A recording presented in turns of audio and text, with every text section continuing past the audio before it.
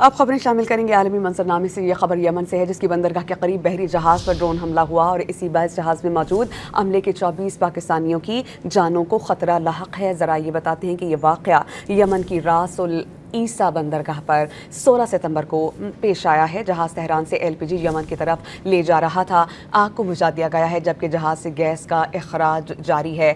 अमले को वक्ती तौर पर निकाला गया, फिर ज़बरदस्ती वापस जहाज में भेजा गया। मुतासर अफराद ने जाने बचाने के लिए मकामी रेस्क्यू इदारों और हुकूमत पाकिस्तान से मदद की अपील की है। ज्यादा मुश्किल में है, सारे बंदे बहुत परेशान है, फैमिलीज भी बहुत ज्यादा परेशान है।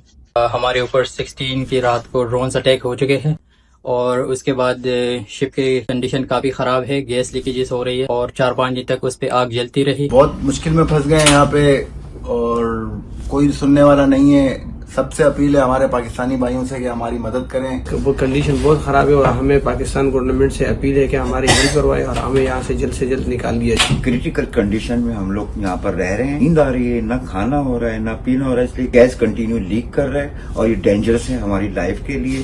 प्लीज हम रिक्वेस्ट कर रहे हैं आप लोगों से, आप अपनी गवर्नमेंट से प्लीज कुछ करें हमारे